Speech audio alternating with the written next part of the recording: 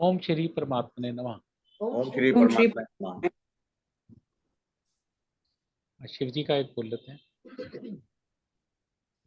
शंभो शंकर नमः शिवाय, गिरिजा शंकर नमः शिवाय।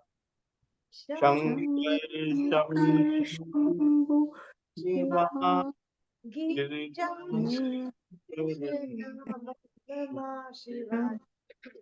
शंभो शंकर नमः शिवाय, गिरिजा शंकर नमः शिवाय। शंभु शंकर नमः शिवाय, गिरिजा शंकर नमः शिवाय। हरि ओम नमः शिवाय। ओम नमः शिवाय। हरि ओम ओम शिवाय। शिवाय। हरि ओम नमः शिवाय। नमः शिवाय, नमः शिवाय, नमः शिवाय, नमः शिवाय। नमः शिवाय। नमः नमः शिवाय। नमः शिवाय। नमः शिवाय।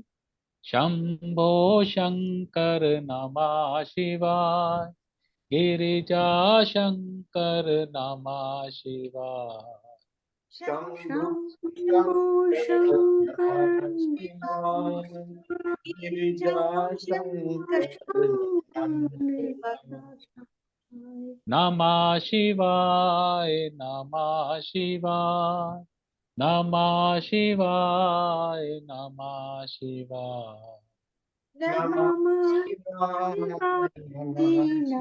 शिवाय। नमः शिवाय। नमः शिवाय। हरि ओम नमः शिवाय। हरि ओम नमः शिवाय। हरि ओम नमः शिवाय। शिवाय। नमः शिवाय। नमः शिवाय, नमः शिवाय, नमः शिवाय, नमः शिवाय। नमः शिवाय। नमः शिवाय। नमः शिवाय। नमः शिवाय। नमः शिवाय। शंभो शंकर नमः शिवाय, गिरिजा शंकर नमः शिवाय। शंभु शंभो शंकर नमः शिवाय। नमो गिरिजा शंकर नमः शिवाय। बोल बांके बिहारी लाल की जय जय। जय। जय।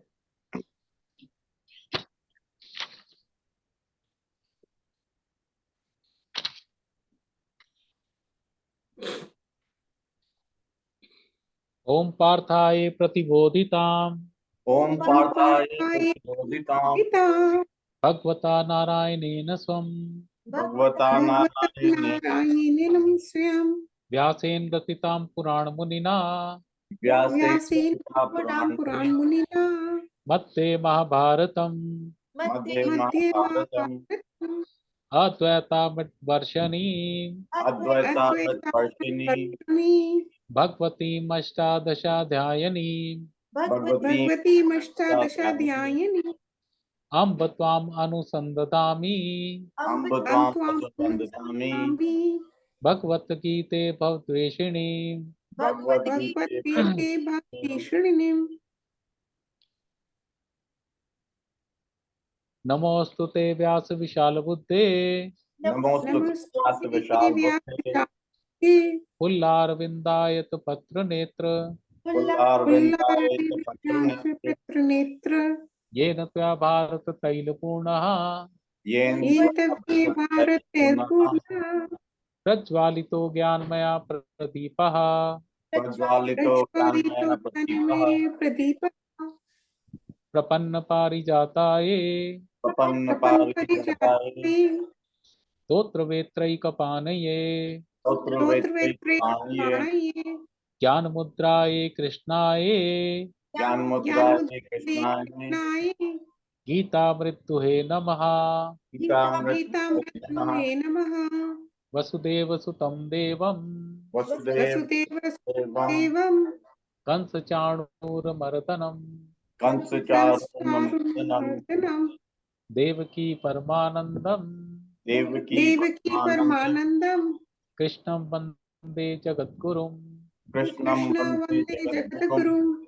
भीष्म द्रोण तटा जयतरचला भीष्म द्रोण भीष्म तथा द्रोण जयद्रथला जयद्रथला गांधारनी लोतपला गांधारिणी गान्धारी कौशला लोकपाला शल्ये ग्रावती कृपेण वहिनी शल्ये शल्ये ग्रावती कृपेण्वेनी कर्णेन वेलाकुला कर्णेन विद्याकुला अश्वत्थाम विकर्ण घोरमकरा अश्वत्थाम कर्णमकरा कौर्मकरा दुर्योधना वर्तिनी दुर्योधनादिति दुर्योधनादिनी सोतीर्णा खलौ पांडवैरण नदी सोतीर्णा सोतीर्णानि खलु पाण्डवानन्दकी कई वर्त कहा केशवाः कई हे वर्तका शिवाः वर्तुवा पाराशरे वचा सरोजममलम् पाराशरं सरोजमलं पाराशरमल्लं गीतार्थगन्धोत्कटम् गीतार्थगतं गीतार्थदोषम् नानाख्यान केसरम हरिकथा ज्ञानाख्यानं नान्या हरिकथा केशरी संबोधना बोधितम् संबोधन संबोधिना बोधितम् लोके सज्जन षटपदैरहः लोके लोके सदंडरा सत्पदरे ते पीयमानं मुदा पेपीयमान मुदा भूयात् भारत पंकजम कलिमल भूया भारत भूया परिमलम पंकजमल प्रध्वंसी न श्रेयसे तद्वंसी न श्रेयसे मूकं करोति वाचालम् मूकं मूकं करोति करोति वाचालं वाचालं पंगुं लंघयते गिरिम् पंगुं पंगुं लङ्घयते गिरिं यत्कृपातम् हम वन्दे सत्कृपातं यत्कृपातमहं वन्दे वन्दे परमानंद माधवम् परमानन्दं परमानन्दमाधवम् शान्ताकारं भुजगशयनम्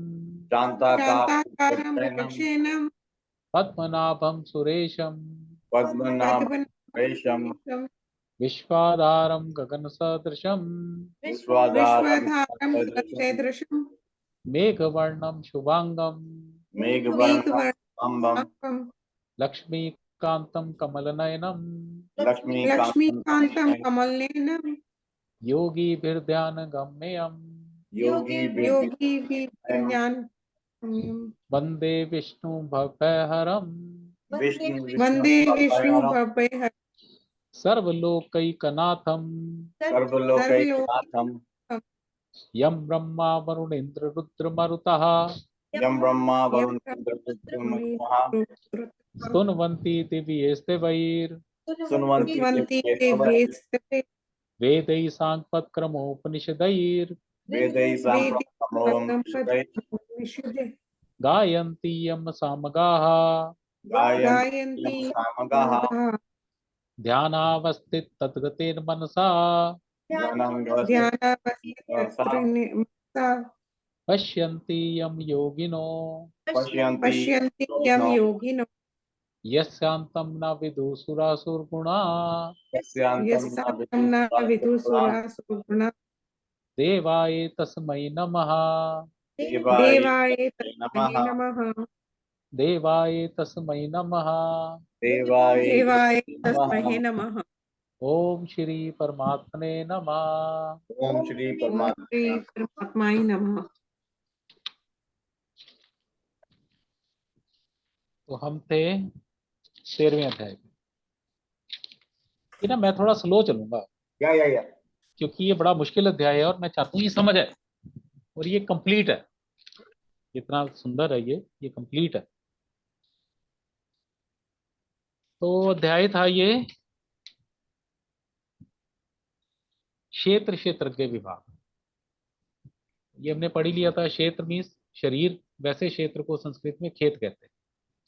जैसे खेत में हम बीज बोते हैं और उसका फल निकलता है, इसी तरह इस शरीर से जो जो हम कर्म भोग करते हैं उस तरह का ही हमें फल मिलता है। और शरीर का भगवान ने बताया ये 24 तत्वों का बना हुआ है। ये तो रट लो 24 तत्व क्या है। 5 महाभूत, अग्नि जल वायु आकाश पृथ्वी। 5 ज्ञानेंद्रियां, सेंस ऑर्गन्स। 5 कर्मेंद्रियां जिससे हम कार्य करते हैं, हाथ पैर, और ये सारी 5 कर्मेंद्रियां। 5 ज्ञानेंद्रियों के विषय। और फिर उसके बाद मन, बुद्धि, अहंकार और प्रकृति के तीनों गुण अव्यक्त। हालांकि ये सारा मिश्रण ही होता है हर आदमी में, लेकिन कोई रजोगुणी प्रधान होता है, कोई सतोगुणी प्रधान होता है और कोई तमोगुणी प्रधान। तो ये 24 तत्व हैं जो कि शरीर को बनाते हैं, और ये जड़ तत्व है। इसके साथ जब 25वीं तत्व आत्मा मिल जाती है तो ये शरीर कार्य करना शुरू करता है। और एक चीज और समझ लो कि सुख दुख इच्छा द्वेष संघात चेतना धृति, ये 7 इसके विकार हैं। ये विकार केवल शरीर के हैं, आत्मा पे कोई विकार नहीं है। और वैसे भी इसको समझने के लिए ऐसे कहा जा सकता है, जो भी चीज निराकार होती है उसके अंदर कोई दोष नहीं होता। जैसे आकाश निराकार है, आकाश के अंदर कोई दोष नहीं है। आकाश के अंदर अच्छी चीजें भी रहती हैं, बुरी चीजें भी रहती हैं, लेकिन आकाश किसी से लिप्त नहीं होता। तो आत्मा भी हमारी आकाश की तरह है। ये सुख दुख जीवन मरण ये सारी जितनी चीजें हैं ये शरीर के धर्म है, आत्मा का धर्म नहीं है। और आत्मा ना करता है ना भोगता है, जो करेगा वही भोगेगा। शरीर करता है, शरीर भोगता है। आत्मा तो एक विटनेस है, साक्षी के रूप में देखता रहता है क्या होता है। ये किसी कर्म में लिप्त नहीं होता। इसको आप ऐसे भी समझ सकते हैं, जैसे सूर्य है, तो सूर्य को आंखों की रोशनी कहा जाता है। भाई कहने को आंखें लगी हुई हैं, लेकिन अगर सूर्य की रोशनी ना हो आप देख सकते हो? नहीं देख सकते। और सूर्य जब रोशनी देता है सबको एक समान रोशनी देता है। अब आपने अच्छी चीज देखी या बुरी चीज देखी, ये आपका कार्य है, आपके शरीर का कार्य है, इसमें सूर्य का कोई मतलब नहीं है। भाई हम ये कहें कि हमें दुख मिल रहा है और हमें आत्मा की वजह से मिल रहा है, या हमने ये अच्छी चीज देखी तो सूर्य की वजह से देखी, बुरी चीज देखी तो सूर्य की वजह से देखी, नहीं। सूर्य ने केवल आपको शक्ति दी देखने की। अच्छा देखा गलत देखा ये आपके ऊपर है। आपने कर्म किया, आप ही भोगता है, सूर्य का दोष नहीं है इसमें। आप सूर्य पे दोष नहीं लगा सकते, सूर्य रोशनी ना देता तो मैं ये गलत चीज देखता ही नहीं, आप आंखें बंद कर लेते जी। ये स्वतंत्रता आपके पास है। तो इसी तरह आत्मा, अब आत्मा भी अकर्ता है। आत्मा सिर्फ पावर हाउस है। अच्छा कर्म करना बुरा कर्म करना ये आपके हाथ, और जो कर्म करेगा वही भोगेगा। आत्मा अकर्ता। हाँ क्या कह रहे थे भाभी? मैं पूछ रही थी कि अब जैसे हम अच्छे कर्म कर करके इवॉल्व होते हैं, अगली योनि में जाते हैं या और ऊपर जाते हैं, इस सब में आत्मा को कोई फर्क नहीं पड़ता, तो शरीर is the only thing evolving. Yes, only शरीर इज इन्वॉल्व। आत्मा तो ऑलरेडी इवॉल्व है, इवॉल्व है। वो सच्चित आनंद है। हमें अपने शरीर को छोड़ के आत्मा में प्रविष्ट होना है। हमें अपने आप को अतुल गर्ग, मीनू गर्ग या अलका गर्ग से निकलकर विशाल बनना है। पीछे मैं सुन रहा था, बड़ी अच्छी बात थी। वो कह रहे जी वेद और गीता अगर आपको वही समझाएं जो ऑलरेडी आपको पता है, तो फिर वेद और गीता का क्या विशेषता है? भाई हमें ये पता है हम शरीर है, यही पता है ना। आत्मा तो ठीक है, पता लग गया आत्मा है, लेकिन हमें आत्मा की डेफिनेशन नहीं पता, हमें आत्मा की ये नहीं पता, हमें ये नहीं पता भी हमारा असली स्वरूप तो आत्मा ही है। बुद्धि में बात बैठती नहीं, बुद्धि में तो शरीर की बात ही बैठती है ना, ये मेरा पति, ये मेरा परिवार, ये मेरा वो फलाना टमकाना। तो गीता आपको ये सब नहीं सिखाती, गीता आपको इससे ऊपर सिखाती। इसीलिए गीता विशेष है, इसीलिए वेद विशेष है। वो आपकी बुद्धि में वो चीज डालना चाहते हैं जो आपको समझ नहीं आती, नॉर्मल उसमें समझ नहीं आती। क्यों, तुल आत्मा समझ आती है क्या? ये आत्मा निर्लिप्त है और मैं आत्मा हूं मैं शरीर नहीं हूं, नहीं समझ आती। और गीता और वेद की विशेषता ही यही है भाई, अगर वो यही चीज समझाएं जो ऑलरेडी तुम्हारे दिमाग में है, तो फिर गीता और वेद का क्या महत्व रह गया? क्यों भाई, गीता और वेद अगर यही बात कहें जो हमें समझ आती है, तो फिर इनका क्या महत्व है भाई? ये विशेष ही इसलिए है कि ये आपकी बुद्धि को बदलते हैं, ज्ञान देते हैं, और आपको ज्ञान का प्रकाश करते हैं कि भाई आप इतने से यूनिट नहीं हो,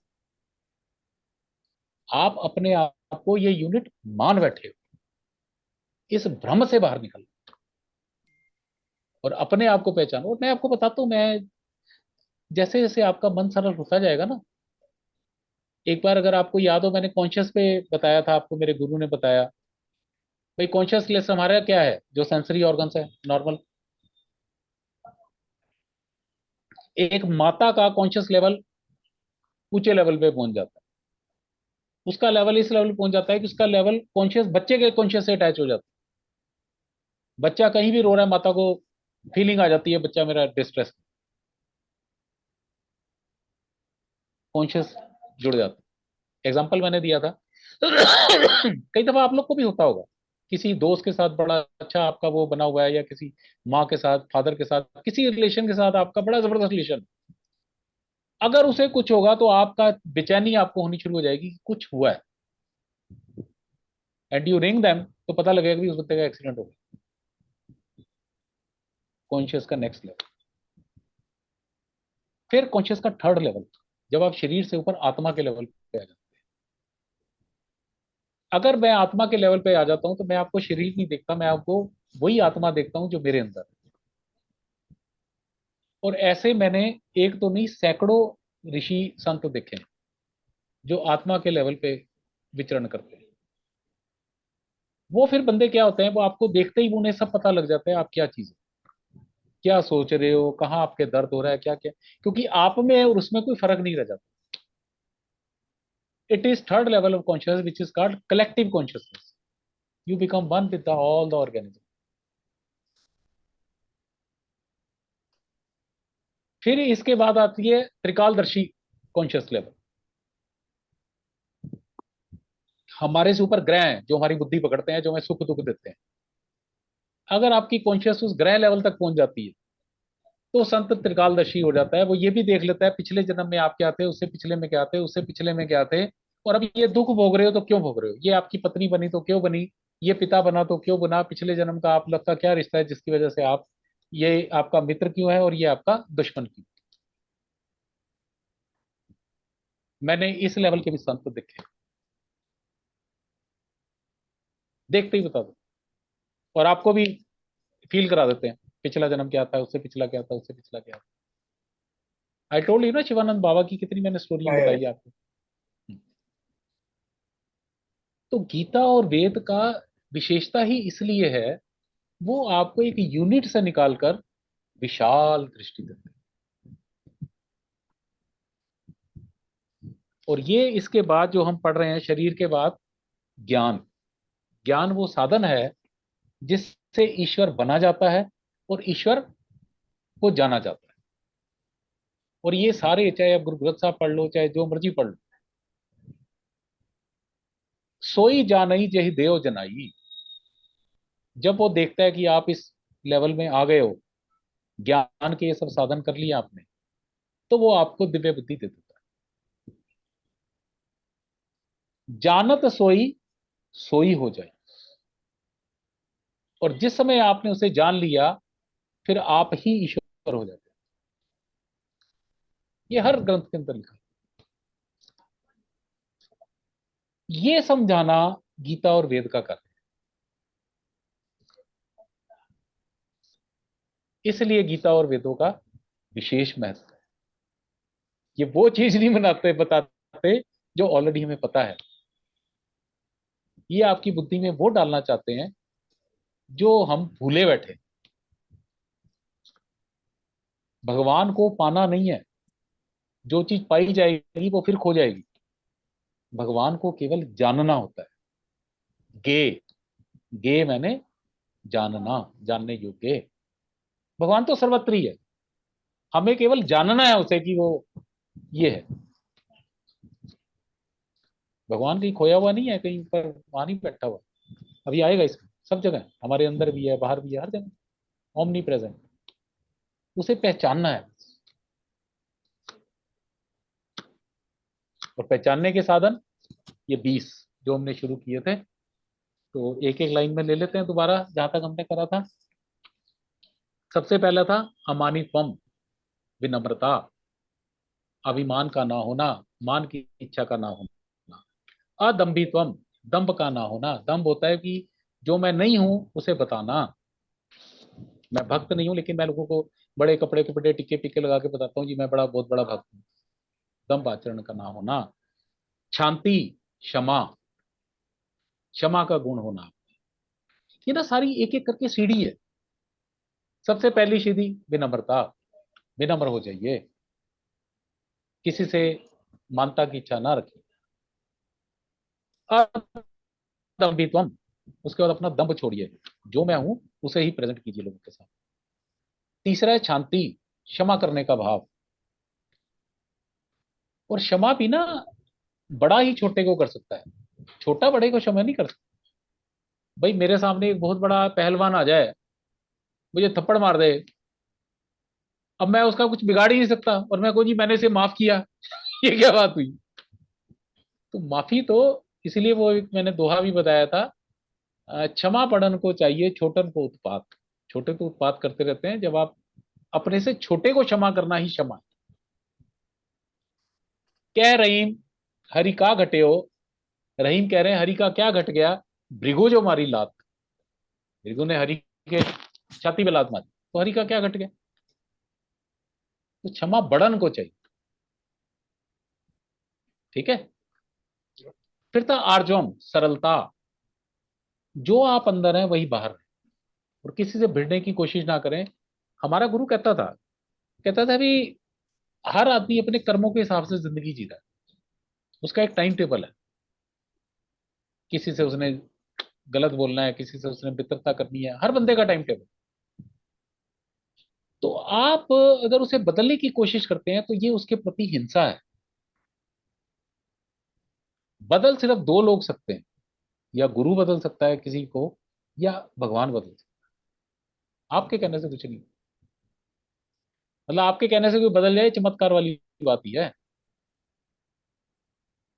हमें लगता है कई बार हमने उसको समझाया, समझ गया, कोई गुरु कृपा हुई या ईश्वर कृपा हुई, वरना चेंज नहीं हो सकता।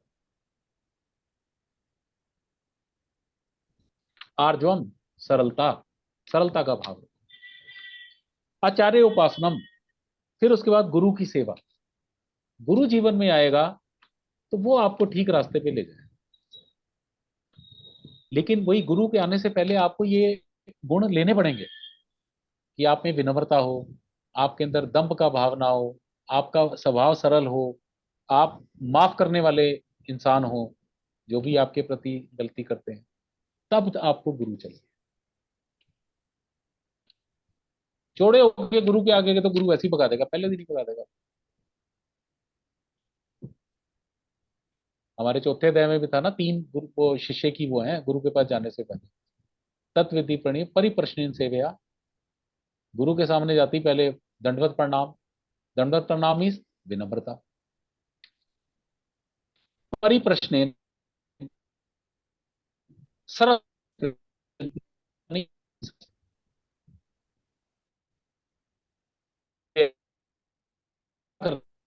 सेवा करने का भाव क्या आएगा जब आप सरल हैं और मन से क्लियर है। शोचम, फिर आप में पवित्रता भी होनी चाहिए, दोनों तरह की पवित्रता। बाहर की पवित्रता तो है स्नान वान करने से, और अंदर की पवित्रता है कि भी आप कहीं ना कहीं ईश्वर के साथ जुड़े रहे। स्थैर्यम, फिर दृढ़ संकल्प भी हो। गुरु बड़े टेस्ट लेता है। भाई मेरे जीवन में जो गुरु आए वो आसान गुरु नहीं थे, और ना ही हैं आज भी। वो तो क्यों आया, क्या है, ऐसे करके बात करते हैं। कि मेरा आत्मानंद भी जो है हैदराबाद वाला, बदतमीज से बात, क्या है भागो यहाँ से, चले आए भिखारी की तरह, गुरु जी ये दे दो, गुरु जी वो दे दो, भाग रहे हैं। स्थैर्यम, दृढ़ निश्चय कि गुरु कुछ भी कहे उसको मतलब भागना नहीं वहां से। आत्म विनिग्रह, फिर मन का संयम। अगर मन बैठे तो गुरु की सेवा में, मन पिक्चर में लगा हुआ है कहीं, तो वो नहीं चलेगा। मन का संयम। इसके आगे इंद्रियार्थुषु वैराग्यम, इंद्रियों के विषयों से वैराग।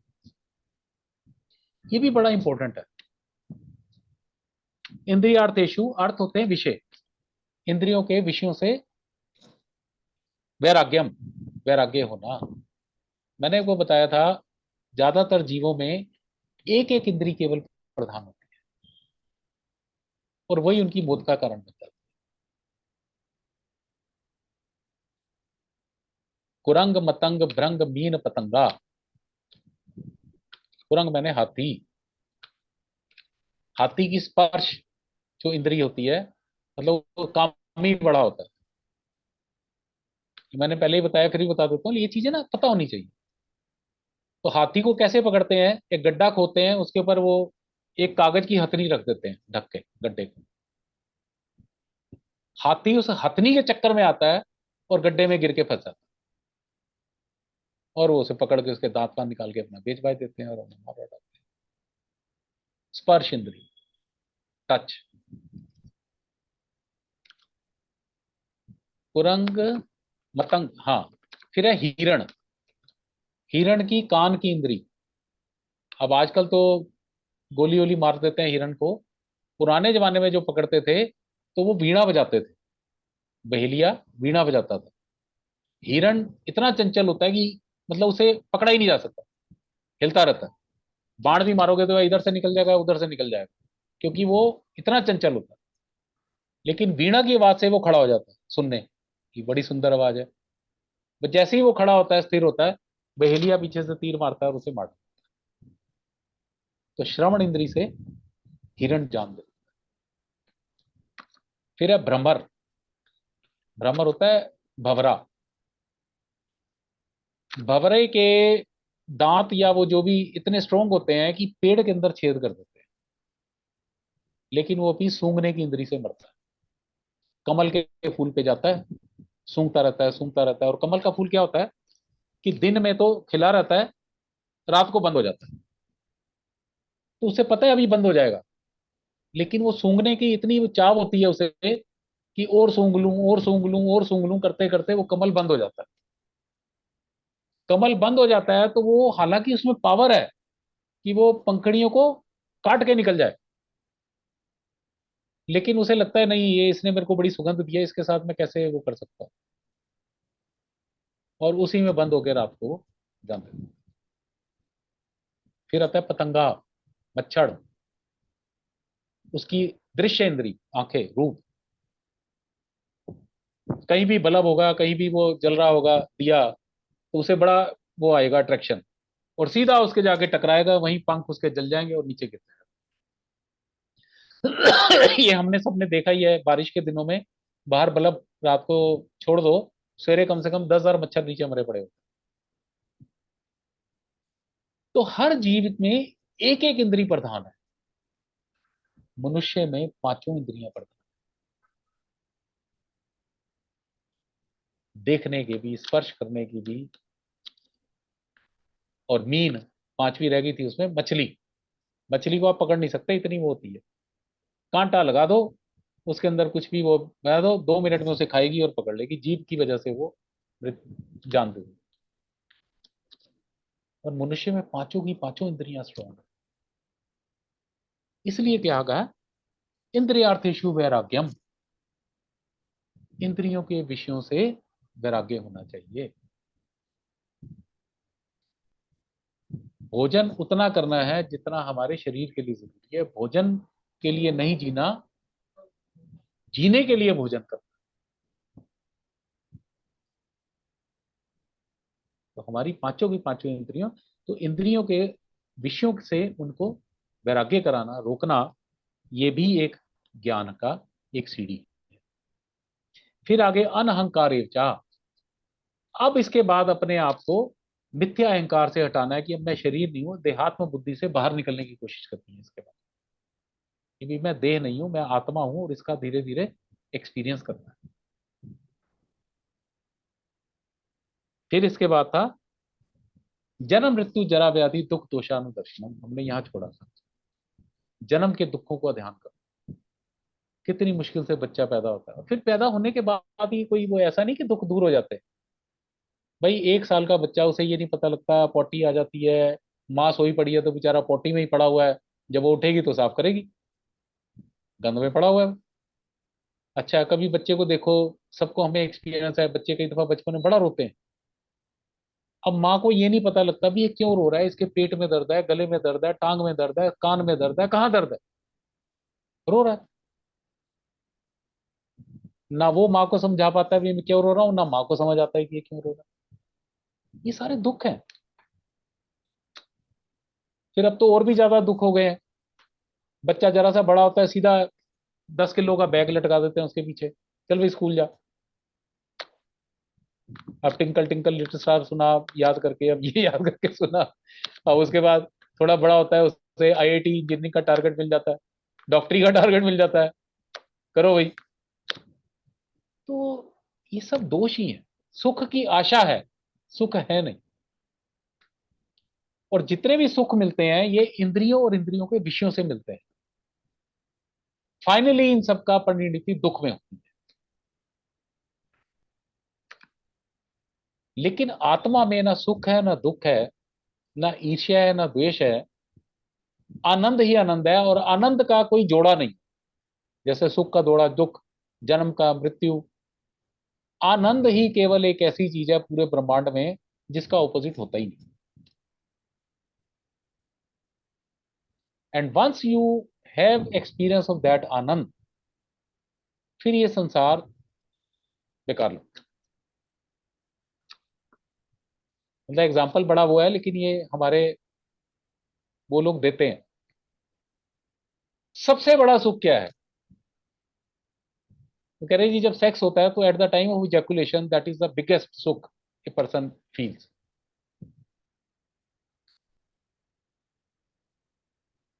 इससे करोड़ों गुना सुख आनंद का है। तो गीता और वेद हमें ये बताते हैं कि उस आनंद को पाना है। वो सुख दुख की बात ही नहीं करते। अगर सुख दुख बेकार है, ये तो इंद्रियों के आपके सेंसरी ऑर्गन्स के वो अ, मतलब अच्छी फीलिंग्स है। सेंसरी ऑर्गन्स पे अपना अच्छी पिक्चर देख ली तो मजा आ गया, अच्छा खाना खा लिया तो मजा आ गया। नो, गीता और वेद बताते हैं कि हमें उस आनंद को प्राप्त करना है। वो सुख दुख की बात ही नहीं करते। मैं कहता हूँ गीता और वेद इसलिए विशेष है, क्या? वो आपको वो चीज बताते हैं जो आपको नहीं पता, और वो आपको बनाना चाहते हैं, उसको एक्सपीरियंस कराना चाहते हैं। अहम ब्रह्मास्मि, इस छोटे यूनिट से वो आपको विराट करना चाहते हैं। ये अतुल किसी वेद शास्त्र में नहीं, किसी धर्म में नहीं है ये चीज। या हर धर्म में ज्यादा से ज्यादा जन्नत जन्नत है, जहन्नुम है, स्वर्ग नरक है, इससे ऊपर नहीं पता उन्हें। मुक्ति क्या होती है, ये क्या होती है, नोबडी नोज इट। ये सिर्फ गीता और उसमें मिलता है, वेद में कहीं नहीं है। जो मर्जी पढ़ ले, यीशु आया, उसने ये किया, हाथ डाला, वो ठीक हो गया, तो यहीं तक है ये लोग। आपकी बीमारी ठीक हो जाएगी, आपका ये ठीक हो जाएगा, आपका वो ठीक हो जाएगा, बस। Not more than this. या इस्लाम में चले जाओ, ये काम करोगे ऊपर 72 हुरें मिलेंगी, ये मिलेगा। पीछे ना एक पॉडकास्ट में सुन रहा था किसी की, तो बता रहा था जी वो उसमें ये है कि वो ना जन्नत के भी बड़े सारे लेवल्स हैं। पहले लेवल में आपको हूरें मिलेंगी, वो आपको दारू पिलाएंगी। मतलब bloody they talk of this. ऊंचे के लेवल पे अल्लाह आपको दारू पिलाएगा, मतलब वो अल्लाह भी आपको दारू ही पिलाएगा। और एक एक हूर जो है ना वो 130 फुट की है, ये भी लिखा हुआ है। अब यार तुम 5 फुट के 130 फुट की लेडी के साथ क्या करोगे? और जो चीज आपको समझ ना आए ना, तो वो कहते हैं नहीं तुम काफिर हो गए हो, समझने की जरूरत नहीं, जो ये कह रहा है इतना यही समझो और भाग जाओ यहाँ से। मतलब यू कैनट क्वेश्चन देम। या अगर आप कुरान की किसी बात पे क्वेश्चन करो, तो वो जो मौलाना साहब हैं वो आपको कहेंगे आप काफिर हो, जो लिखा है ऐसे ऐसे ही मान लो। बल्कि एक पीछे बड़ा मजाक भी आता था कि ये पाकिस्तान की एक पत्रकार है, उसने मौलाना को टीवी पे बुला के बहस में पूछा। उसने कहा जी ये बताओ भाई, आप तो अच्छे काम करोगे तो आपको तो 72 हुरें मिलेंगी, मैं अगर मर जाऊं तो मुझे ऊपर क्या मिलेगा? मौलाना के पास कोई जवाब नहीं था। फिर उसने कहा नहीं नहीं वो है, आपको ये जो पति है आपका ये मिलेगा, ये वो। कह रही जी सड़ा हुआ पति यहाँ था, यही सड़ा हुआ मुझे ऊपर मिलेगा। मतलब that was a very bold interview. मैं तेरे को कह रहा हूँ गीता के आसपास भी कोई नहीं है, कोई है ही नहीं।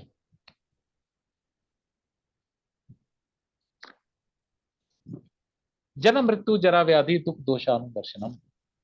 जन्म के दोष, मृत्यु के दुख। कभी मरते हुए बंदे को देखो कितनी मुश्किल से प्राण निकलते हैं। ऐसे शरीर शिथिल हो जाता है, मुंह टेढ़ा हो जाता है, 4 दिन तक सांस चलती रहती है। फिर वो आजकल तो और वेंटिलेटर पे भी लगा देते हैं। बंदे ने आज मरना, 4 दिन और वेंटिलेटर पे पड़ा रहता है। वो मर भी जाता है तो हॉस्पिटल वाला बेड लाने के चक्कर में हवा देता रहता है। आपको पता लगता है ये हिल रहा है और ये वो सांस सांस आ रही है, लेकिन वो आर्टिफिशियल हवा जा रही होती है, बाहर आ रही है। ये सब दुख है। जरा व्याधि, बुढ़ापे के बड़े दुख है।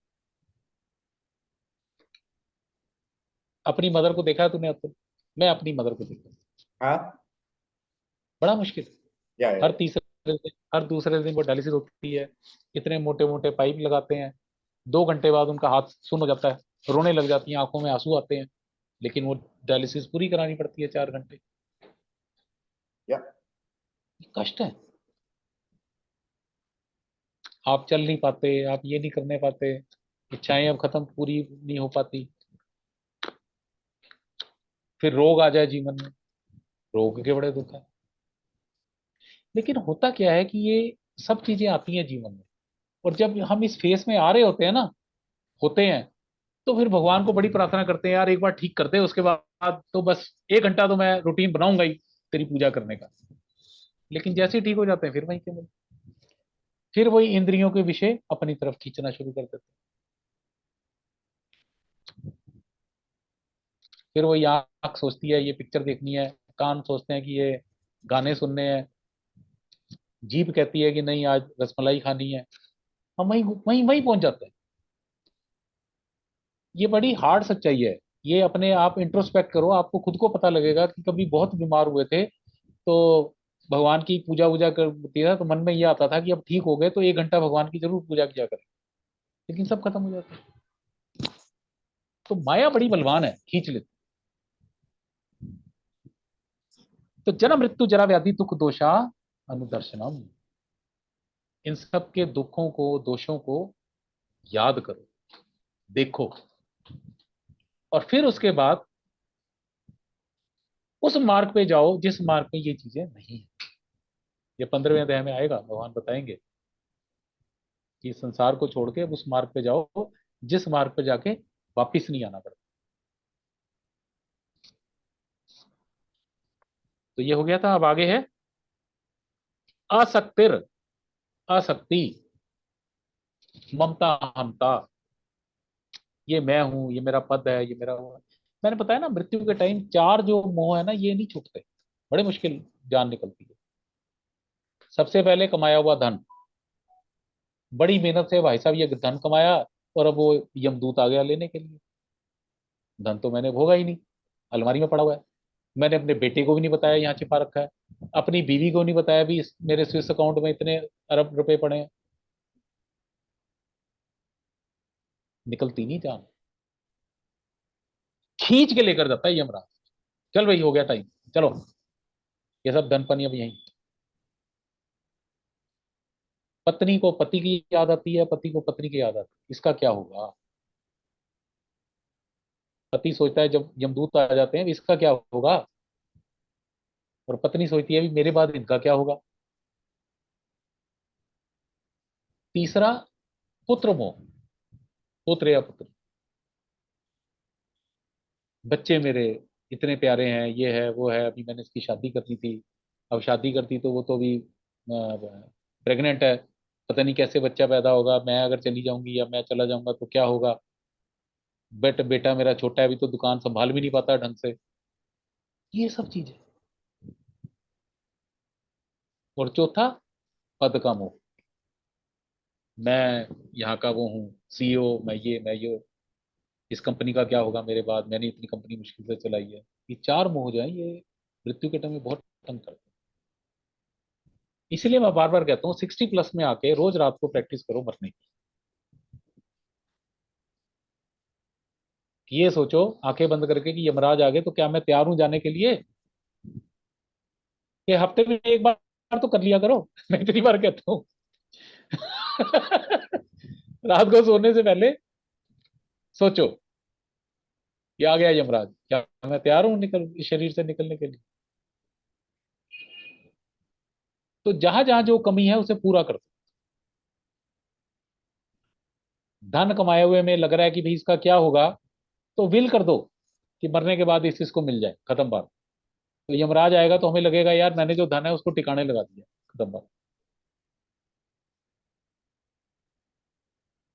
पत्नी का कुछ वो रखना है तो उसके नाम कुछ एफडी कर दो, या ज्वाइंट अकाउंट खोल दो कि भाई उसमें फिर मजे लेती रहे, वो भी बात है। मैंने तो जितने ही मेरे अकाउंट है अंजलि के साथ ज्वाइंट है। भाई मुझे कुछ हो जाए तो उसको मिल जाए, उसे कुछ हो जाए तो भी मैं रहूं उसमें।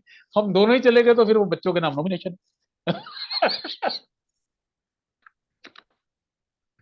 मृत्यु की प्रैक्टिस करो। 60 साल के हम हो गए हैं लगभग सारे। I think we are about 60 everybody. Yeah. Getting there. Be prepared for death. और डेथ वेथ कुछ नहीं होनी है, हमने ऐसे ही रहना है। अतुल गर्ग ने अतुल गर्ग ही रहना है, सिर्फ शरीर छूटना है। Yeah. आसक्तिर, आसक्ति मीन्स मैं, मेरा, ये मेरे बच्चे, ये मेरा वो, इसको छोड़ो, इसको हटाओ। अनभिष्वंग पुत्र दारग्रह आदिशु। अनभिष्वंग होता है स्नेह, जो बच्चों में स्नेह है। दार मैंने दारा, पत्नी, जो पत्नी में स्नेह है, जो घर बनाया उसके अंदर स्नेह है, इसको भी हटाओ। पुराने जमाने में इसीलिए 4 आश्रम होते थे। पहला तो बचपन होता था, फिर वो होता था गृहस्थी, गृहस्थी के बाद होता था वानप्रस्थ।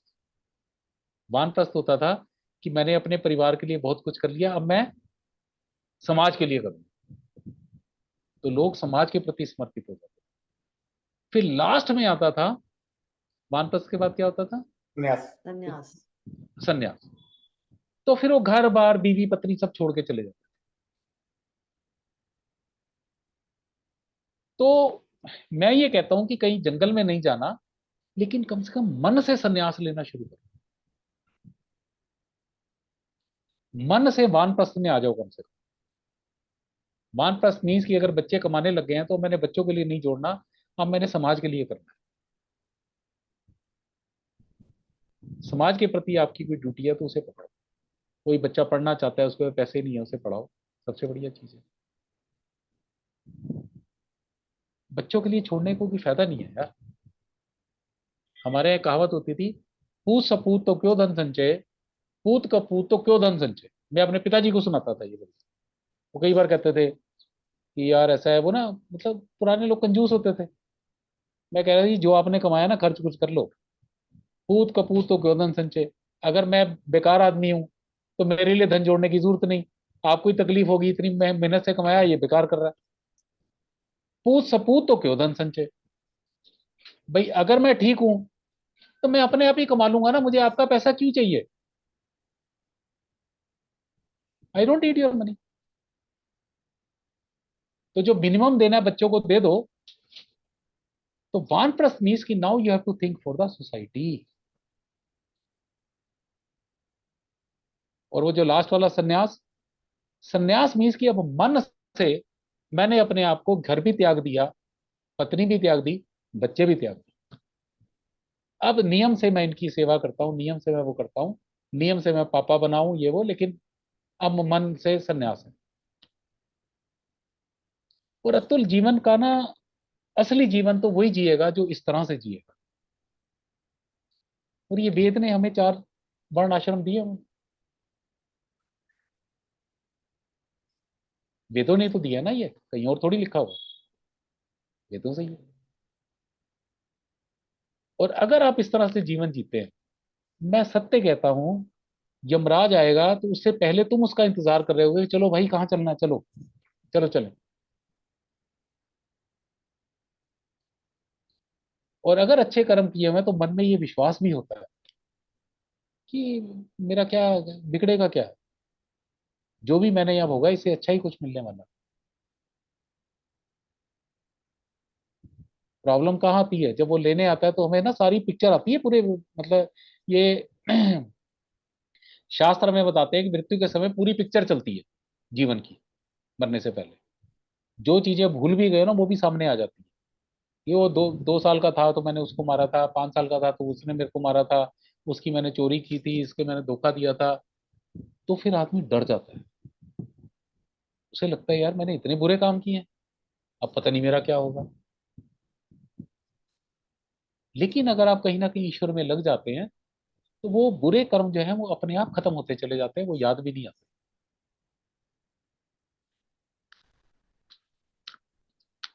ठीक है, Mhm. तो ये तो करो, वानप्रस्थ में तो आ ही जाओ कम से कम। अब बच्चों के लिए पैसे मत जोड़ो भाई साहब, समाज के लिए कुछ करो जो कर सकते हो। देखो बच्चों के लिए उतना छोड़ो जितना आपका मन गवाही देता है कि भाई ये घर मैंने बच्चों के लिए छोड़ना है, या मैंने इनकी शादी करनी है, शादी कर दी अब उसके बाद छोड़ दो, let them lead their life.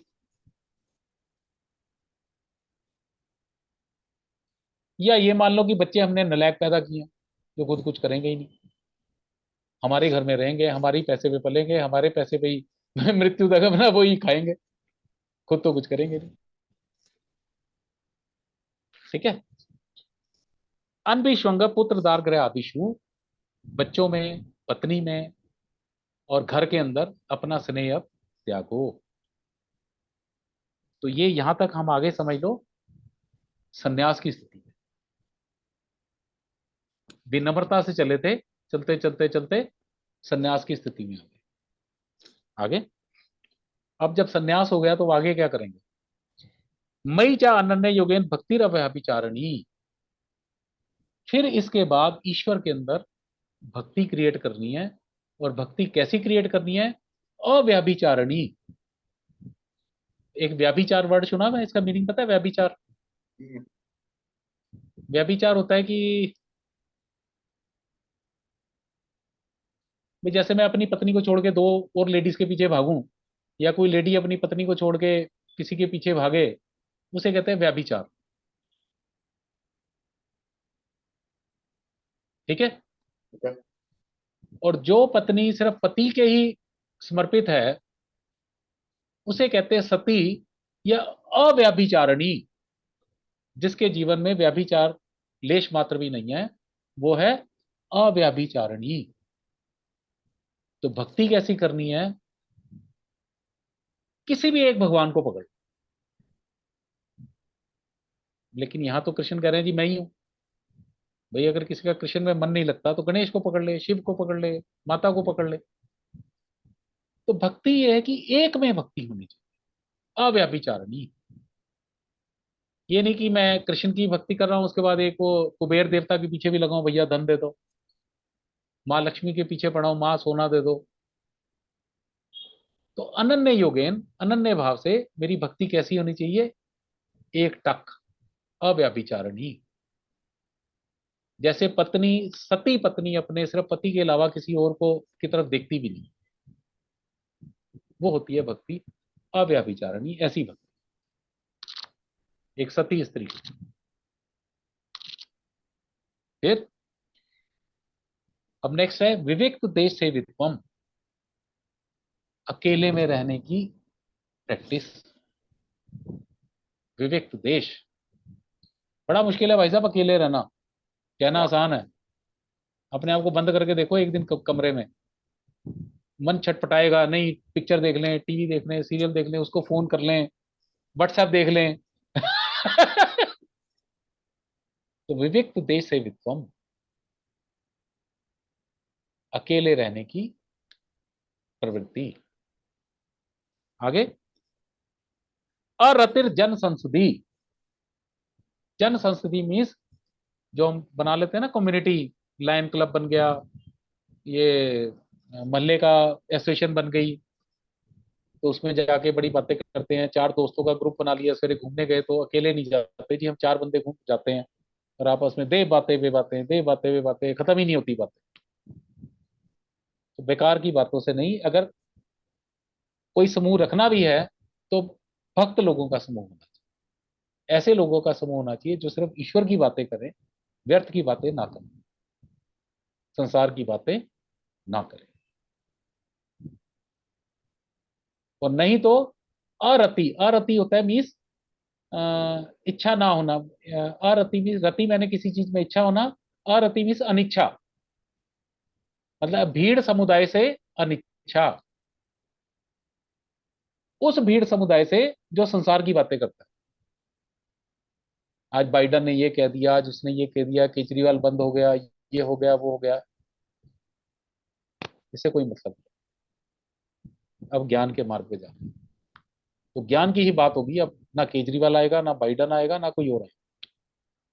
That should not be your topic of discussion.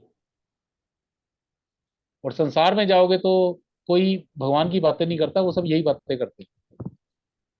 वही तूने सुना आज एपी ढिल्लो आ रहा है यहाँ पे, चलो आज फार्मूला 1 रेस हो रही है, अब ये हो रही है, वो हो रही है, लोग इसी में लगे रहते हैं। तो इसलिए भगवान कहते हैं अरति जन संसदी, भीड़ से अनिच्छा।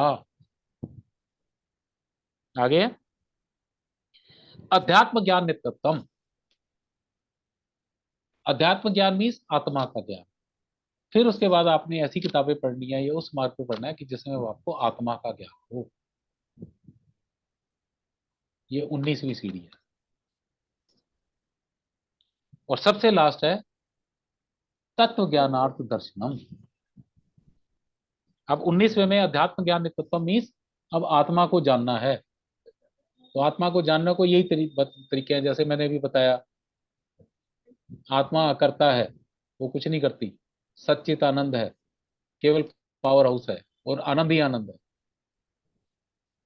उसकी प्रेजेंस से आपका ये 24 तत्वों का शरीर, देखो ऐसा है कि जो भी कर्म है ना, उसमें क्रिया जरूर होगी, बिना क्रिया के कर्म नहीं होता।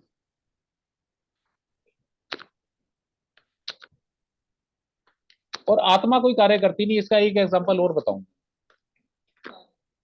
एक आदमी को पैरालिसिस हो गया, वो कहते हैं ना वेजिटेटिव स्टेट में आ गया, सुना हुआ ना, ये वेजिटेबल बन गया। हाँ वेजिटेबल। अब ये बताओ, अब वो कुछ नहीं कर सकता, सिर्फ मशीनें बता रही हैं कि ये जिंदा है। उसमें आत्मा है कि नहीं है? जो वेजिटेटिव स्टेट में आदमी है, आत्मा है ना उसमें? राइट। लेकिन फिर भी वो कुछ नहीं कर रहा, क्योंकि करने वाला शरीर है, आत्मा नहीं है।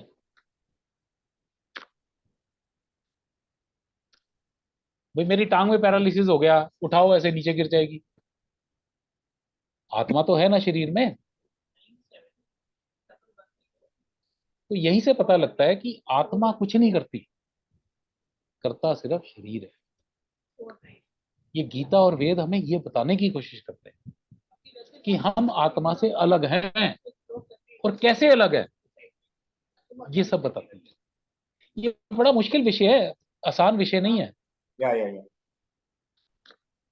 मैं कह रहा हूँ किसी भी क्लास में चला जाए भाई साहब, 2 मिनट में नींद आ जाएगी ये विषय में, क्योंकि हमें इसका अभ्यास ही नहीं है। आत्मा करता है, ये मानने का ही मन नहीं करता। लेकिन ये एग्जाम्पल से ही समझ आती है कि एक आदमी जो वेजिटेटिव स्टेट में है, पैरालिसिस हुआ है, आत्मा तो उसमें भी है ना। अगर आत्मा करती होती तो उसमें कोई मूवमेंट तो आ जाती, नहीं आती। फिर जब वो ब्रेन डेड हो जाता है, पता लगता है जी आत्मा निकल गई, तो उसे शरीर को कहता है जी अब ये मृत हो गया। लेकिन जब तक बंदा ब्रेन डेड नहीं है, उसमें आत्मा है। तो सिंपल एग्जांपल है, भी आत्मा शरीर में रहते हुए भी कुछ नहीं करती। और कर्म करने के लिए क्रिया चाहिए। क्रिया मीन्स हलचल। भाई मान लो चाय पीने का मन करे, तो जाके चाय बनानी पड़ेगी ना। क्रिया, वर्ब, कार्य करना पड़ेगा। आत्मा कोई कार्य नहीं, निष्क्रिय। और जो चीज निष्क्रिय है, उसका ना जीवन है, ना मरण है, ना इच्छा सुख है, ना दुख है, ना इच्छा है, ना द्वेष। आकाश तत्व, निराकार। जब आप आकार में आते हो, ये सब चीजें तभी पैदा होती। तो जितने भी ये सुख दुख ये सारे हैं, ये शरीर के लक्षण है। इस चीज को बार बार समझो, ये आत्मा के लक्षण नहीं है। और मैं शरीर नहीं हूं, ये शरीर मेरा है। भगवान ने पहले श्लोक में कहा, इदम शरीरम कौनते, हे कौनते, यह शरीर, यह मैं नहीं हो सकता, और मैं यह नहीं हो सकता। I is different from this and this is different from I. तो शरीर अलग है, अलग है, अलग है। ये ज्ञान गीता और वेद। जबकि हम हमेशा ये समझते हैं। एक बार क्या हुआ, एक राजा रहुगण हुआ। मैंने बताया था ना, एक राजा भरत था पहले, तो जिसके नाम पे भारत देश पड़ा। तो लास्ट में वो जंगल चला गया संन्यास लेने। संन्यास लेने गया तो एक शेर एक हिरनी को मार रहा था। तो उसने वो हिरनी को बचाया। तो हिरनी प्रेग्नेंट थी, तो हिरनी ने एक छोटा बच्चा दिया और हिरनी मर गई। उस बच्चे को पालने लगा। अब उसकी सारी ममता उस हिरण के बच्चे में आ गई। अब जब वो मरने लगा, तो उसके मन में यही आया, यार ये हिरण का क्या होगा, इसका क्या होगा, ये क्या होगा, वो क्या होगा, अगला जन्म उसे हिरण का मिले। लेकिन उसने साधना इतनी करी हुई थी कि उसे पता लग गया कि भी मैं किस वजह से हिरण की योनि में आया। फिर हिरण का जब शरीर छूटा, तो फिर वो फिर से मनुष्य की योनि में आया। फिर से उसका नाम भरत पड़ा। लेकिन इस बार उसने क्या करा, वो सब ठीक था, लेकिन अपने आप को उसने ना पागल सा डिक्लेयर कर दिया टाइप। ये पागल बच्चे नहीं होते, तो जैसे खेत में लगा दिया, चल भी पक्षी उड़ा, तो और पक्षियों को बुला के वो खेत करवा देता था कि लोग उसे पागल समझे, तो कोई उससे प्रेम ना करे, वो किसी से प्रेम ना करे। तो एक दिन घर वालों ने भगा दिया उसे कि तू कुछ काम वाम तो करता नहीं, भाग रहा है। जड़ भरत जी भाग गए। भाई उन्हें तो संसार में फंसना नहीं था ना। अंदर से पूरे ज्ञानी थे, लेकिन बाहर से वो ऐसे बिहेव करते थे। तो एक राजा रहुगण करके था। तो वो पालकी पे बैठ के कपिल मुनि से ज्ञान प्राप्त करने जा रहा था। अचानक क्या हुआ कि एक आदमी उसमें कुछ बीमार हो गया, कुछ क्या हो गया, तो उसको हटाना पड़ा पालकी से। तो जंगल का रास्ता था। तो राजा ने कहा जाओ देखो कोई आदमी मिल जाए तो राजा ये जो थे ना, जड़ भरत, ये बड़े मोटे ताजे थे। तो उन्होंने देखा एक पागल सा आदमी है, उसे पकड़ के उन्होंने पालकी में लगा दिया। अब जड़ भरत क्या करते थे, पालकी उठा के चलते थे, तो नीचे जैसे कोई चींटी देखी या कोई वो देखा या कोई वो देखा, तो वो ऐसे कूद जाते थे। कूद जाते थे तो पालकी हिल जाती थी। और राजा अंदर डगमग डगमग हो रहा था। तो राजा ने कहा भी क्या बात है, ये सब क्या ड्रामेबाजी हो रही है। तो वो बाकियों ने कहा जी ऐसा है जी, एक नया बंदा पकड़ा है और ये ऐसे उछल कूद कर रहा है ये। तो राजा ने देखा, तो उसने राजा ने इनको जड़ भरत को बड़ा कुछ सुनाया। उन्होंने कहा साले इतना मुस्टंडा आदमी है तू, इधर से ढंग से नहीं चला जाता, क्या कर रहा है तू, ऐसे कूद रहा है इधर से उधर, उधर से इधर, इस तरह से उसे बड़ा बुरा भला कहा।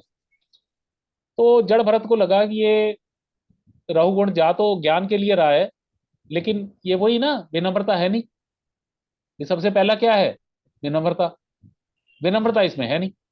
ज्ञान की पहली सीढ़ी पे भी नहीं है ये। लेकिन फिर वो जो भागवत में कथा आती है, तो उन्होंने जैसे वो कहीं रुके, तो नीचे उतरा तो राजा फिर से कुछ शोर वोर मचाने लग गया। तो उसने फिर राजा को वही ज्ञान दिया, जड़ भरत ने रहुगण राजा को। उसने कहा राजा ऐसा है, ये सुख दुख मोटा पतला ये वो ये शरीर के धर्म नहीं है, ये शरीर के धर्म है, आत्मा के धर्म नहीं है। आत्मा ना थकती है, ना दौड़ती है, ना हिलती है, ना करती है, ना ये ना वो फलाना ढमकाना। तो रहुगण को लगा यार ये तो कुछ खास आदमी है। तो फिर इनके पांव वाँव छुए, तो उसने और ज्ञान लेने की कोशिश की। तो रहुगण ने भी बड़ा अच्छा प्रश्न पूछा, जैसे एक आम इंसान में आता है। उसने कहा जड़ भरत जी ये बताओ कि जैसे एक केतली के अंदर चाय बनाई जाए, आग नीचे से लगती है, लेकिन चाय गर्म चाय हो जाती है, या पानी गर्म हो जाता है ऐसे मान लो। तो आत्मा जो है वो शरीर के साथ जुड़ी हुई है। तो आप कैसे कह सकते हैं कि आत्मा को दुख नहीं होता? भी जब शरीर को दुख होगा तो आत्मा को भी तो दुख होगा ना। अतुल, क्वेश्चन समझ आया? या वो कह रहे हैं, रहुगण कह रहा है कि भाई आत्मा जो है शरीर के साथ जुड़ी हुई है, अगर शरीर को दुख होगा तो आत्मा को भी दुख होगा। और रहुगण कह रहा है जी आत्मा को भी सुख नहीं होता, दुख नहीं होता। तो उसने फिर एग्जाम्पल दिया, उसने कहा जी हम चावल बनाएं या पानी गर्म करें, आग तो लगती है नीचे, केतली गर्म होती है, लेकिन उसके साथ पानी भी तो गर्म हो जाता है। तो ऐसी आत्मा को भी सुख दुख होता है। तो उन्होंने कहा राजा ये सारे अव्यय पदार्थ है, मतलब साकार रूप वाली चीजें हैं। जल भी साकार है, केतली भी साकार है, अग्नि भी साकार है, आकार है उसका एक। आत्मा निराकार है। अंदर कितनी भी आग लगी है, जो उसके अंदर का आकाश है, आकाश केवल निराकार तत्व है उसके अंदर, केतली के अंदर। वो ना गर्म होता है, ना भीगता है, ना सूखता है। वो आत्म तत्व है। तो उसने बताया जो भी चीज आकार में है वो सुख दुख का महसूस करेगी, लेकिन जो चीज निराकार है, जिसका कोई आकार नहीं है, उसमें कोई सुख दुख नहीं होता। तो इसी तरह केतली के अंदर का जो आकाश है वो निर्लिप्त है। आत्मा निराकार है, आकाश पर। और जो चीज निराकार होगी उसमें कोई किसी तरह का वो नहीं होगा। तो हमारे जो तत्व हैं उसमें जो हम्म, मन हुआ, तो मन भी तो हाँ, निराकार हुआ। नहीं भूल गया तो। मन जो है ये शरीर का ही वो एक, ये जड़ है ना, ये तो वो है ही नहीं, ये जड़ तत्व है। यही तो भगवान बताना चाह रहे हैं कि आपका जो मन है ना, ये जड़ तत्व है, ये आत्म तत्व नहीं है। या बट निराकार तो है ना, ये जड़ निराकार तत्व की है। definition में मन तो निराकार हो गया, राइट? बात तेरी ठीक है, लेकिन हाँ, अब वेदांत में ऐसे ही समझाया जा सकता है निराकार को। Right right. भाई कायदे से तो आत्मा भी आकाश नहीं है, आत्मा तो आकाश से बड़ी ऊंची चीज है, लेकिन समझाने के लिए वो ऐसा कहा जाता है। तो वेदांत का सूत्र है वो, फिर वेदांती ऐसे ही समझाते हैं इन चीज को। क्वेश्चन तेरा ठीक है, लेकिन मन जो है ना वो जड़ तत्व में आता है, वो चेतन तत्व में नहीं आता। क्योंकि मन को भी खत्म होना पड़ता है, आकाश खत्म नहीं होता, मन को भी खत्म होना पड़ता है। मैंने बताया ना, ये आत्मा के ऊपर 5 घट हैं। सबसे पहले ये शरीर, फिर प्राण शरीर, फिर मन शरीर। ये मन शरीर को भी टूटना पड़ता है। फिर उसके बाद ज्ञान शरीर, और फिर उसके बाद जो है अंदर से आत्मा निकल के निर्मल, वो आकाश आकाश से मिल जाता है। जो बाहर है वो अंदर है, वो अंदर है वो बाहर। तो आत्मा के ऊपर 5 आवरण हैं, एक आवरण उसमें मन का है। तो जब तक मन भी डिसइंटीग्रेट नहीं होगा, तो कहने के ठीक है तेरी बात की मन भी निराकार ही है, लेकिन मन क्योंकि जड़ है इसे भी डिसइंटीग्रेट होना है। आकाश डिसइंटीग्रेट नहीं होता। या ये भी हमारा वेदांती कहता है। कि मन शरीर से फिर आपने ज्ञान शरीर में जाना है, और ज्ञान शरीर से विज्ञान शरीर में जाना है, और फिर उसके बाद वो आनंद वो आ जाएगा, आत्मा तत्व आ जाएगा जो कि सच्चिदानंद। तो ये 20वां और ले लेते हैं बस। तत्व ज्ञानार्थ दर्शनम। अब उस तत्व को जा, मतलब ये अब ये लास्ट स्टेज आ गई। तत्व क्या है? मैंने बताया था ना, तत्व इज बेसिकली प्योर एलिमेंट जो होते हैं ना, सोडियम क्लोरीन, ये जैसे हमारे उसके अंदर, तो प्योर क्या है? Pure sodium, pure chlorine, pure ये। तो हमारे प्योर तत्व क्या है? वो आत्मा है, जिससे ये सारा संसार बना है, जिससे सारे केमिकल बने हैं, जिससे सारे ये प्राणी बने हैं। तो उसका कारण जो है वो आत्म तत्व है। और जिस समय आप वहां पहुंच गए फाइनल, मतलब आप वहां से चले, विनम्रता से चले, और तत्व ज्ञानार्थ दर्शनम। देखो भगवान ने एक श्लोक भी बोला था 7वें अध्याय का, मैंने तुम्हें अगर याद हो तो, मनुष्य सु कच्चित माम यतति सिद्धे।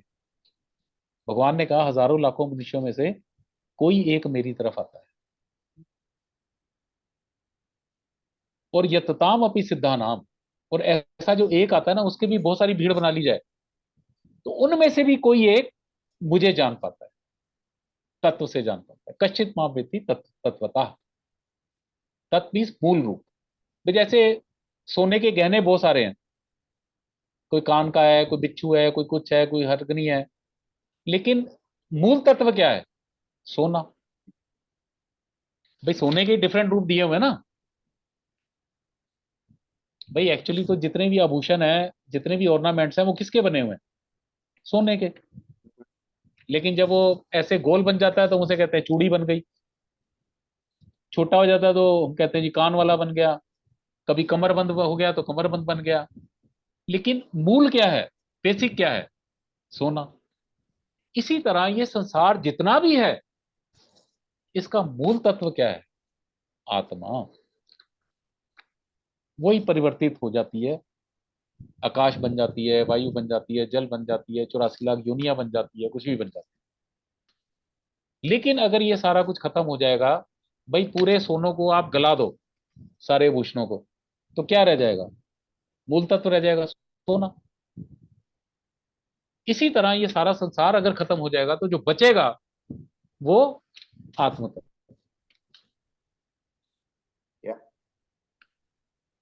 तो ये 20 साधन है, विनम्रता से शुरू होकर। अगर आप 20 साधन ये कर लेते हैं, तो ये गीता आपको गारंटी देती है कि अहम ब्रह्मास्मि की स्थिति में आप आ जाओगे। जानत सोई, सोई हो जाए। जिस दिन लास्ट सीढ़ी पे आके उसे जान लोगे, तो फिर आप में और ईश्वर में कोई फर्क नहीं करता। और कुछ स्टेप करने के बाद ही आपकी कॉन्शियस ऊपर उठनी शुरू हो जाती है। बीच में आपकी कलेक्टिव कॉन्शियसनेस हो जाएगी। फिर आप किसी मेंढक को देखो तो मेंढक से एक हो जाओगे। मेंढक क्या सोच रहा है तुम्हें सब फट पता लग जाएगा, ये भूखा है, क्या है, इसकी टांग में दर्द है, ये दर्द है, वो दर्द है। पेड़ के साथ एक हो जाओगे, पक्षियों के साथ एक हो जाओगे। ये बीच की स्टेजेस है। अभी हमारी कॉन्शियस सिर्फ इस शरीर के इर्द गिर्द। तो जैसे जैसे आप ज्ञान की सीढ़ियां चढ़ते चले जाओगे, ये कॉन्शियस बढ़ती चली जाएगी, और बढ़ते बढ़ते बढ़ते एक दिन ये कॉन्शियस ईश्वर कॉन्शियस है।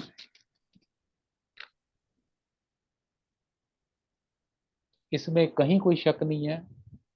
0.0000001% का भी कोई शक वाली बात नहीं है। ये सत्य है। तो आज यहीं खत्म करते हैं। Okay. 2 टॉपिक हो गए हमारे इस चैप्टर के। अब हम तीसरा शुरू होगा, गे। गे मीन्स जिसको जानना है इस साधन के द्वारा, जो ब्रह्म है, अब वो क्या है, ये हम अगले उसमें जानेंगे। हमने शरीर को जाना, हमने ज्ञान को जाना, अब हम उस ईश्वर को जानेंगे। फिर उसके बाद हम प्रकृति और पुरुष को जानेंगे, और फिर उसके बाद हम जानेंगे कि भी जब आप ब्रह्म हो जाते हैं, आपकी क्या स्थिति हो जाती है, कैसे बन जाते हो। वो भी आए। I am telling you, it's amazing, mind blowing. ये या आसान नहीं है समझ, लेकिन बहुत खूबसूरत है। और इसको ना सुन पाना ही अतुल बहुत बड़ी बात है। हम लोग पूरी, हमारा जो प्लान होता है वो इसके अराउंड प्लान होता है संडे कि हाँ नहीं सेंट्रल नहीं, गीता, उसके बाद बाकी जो दुनिया में चल रहा है वो सब बाद में होता है हमारा। अतुल 90% लोग ये सुन ही नहीं पाते, मतलब थक जाते हैं। नहीं नहीं ये क्या है यार, छोड़ो, बीच में भाग जाएंगे वो, कहेंगे यार छोड़ो, बस जितना सीख लिया उतना ही बहुत है, अगले जन्म में कर लेंगे। तो इसको सुनना भी बहुत बड़ी बात है। ये कहीं ना कहीं पूर्व जन्मों का बहुत बड़ा, तुम हम सब लोगों का वो है कि मैं भी कुछ बता पा रहा हूँ और आप लोग भी कुछ समझने की कोशिश कर रहे हैं, बहुत बड़ी बात है। चलो, गीता शास्त्रम इदम पुण्यम, गीता शास्त्रम इदम पुण्यम, ये पठेत प्रयतः पुमान, ये पठेत प्रयतः पुमान्, विष्णु पदम अवाप्नोति, विष्णु पदम अवाप्नोति, भयशोकादि वर्जिताः, भयशोकादि वर्जिताः, गीता अध्ययनशीलस्य गीता अध्ययनशीलस्य प्राणायाम परस्य च प्राणायाम परस्य च नैव सन्ति हि पापानि नैव सन्ति हि पापानि सन्ति हि पूर्वजन्म कृतानि च पूर्वजन्म कृतानि पूर्वजन्म मल निर्मोचनम पुंसाम मलनिर्मोचनं पुंसां जल स्नानम दिने दिने जलस्नानं दिने दिने जल स्नानम दिने दिने सकृत गीतांबसी स्नानम सकृत गीतांबसी स्नानं स्नानम संसार मल नाशनम संसारमलनाशनं संसारानाशनम गीता सुगीता कर्तव्या गीता सुगीता कर्तव्य किम अन्य शास्त्र विस्तरै किमन्य शास्त्र विस्त्रहि या संपद्मनाभस्य व्यासवमस्य मुख पद्मात्मनिसृता मुखपद्मात् गीता भारत अमृत सर्वस्वम भारतम रसम विष्णोर्वक्त्रात् निसृतम विष्णोर्वक्रम गीता गंगोतकं पीत्वा गीता गंगोत्तम पीत्वा पुनर्जन्म विद्यते पुनर्जन्म न विद्यते सर्वो उपनिषदो गावो सर्वो गावो दोग्धा गोपाल नंदनाः दुग्धा गोपालनंदना पार्थो वत्सा सुधीर्भोक्ता पार्थो वत्स भोक्ता दुग्धम गीतामृतम महत् दुग्धम गीतामृतम् एकम शास्त्रम देवकी पुत्र गीतम एकम शरणं देवकी पुत्र गीतम एको देवो देवकी पुत्र एव एको देव पुत्र एव एको मंत्रस्तस्य नामानि यानि एको मंत्र तस्य नमानि कर्म अपि एकम तस्य दिवस्य सेवा कर्मप्य एकम तस्य दिवसे से ओम श्री परमात्मने नमः। ओम श्री ओम श्री परमात्मने नमः। परमात्मने नमः। तो सच्चाई बताऊं, ये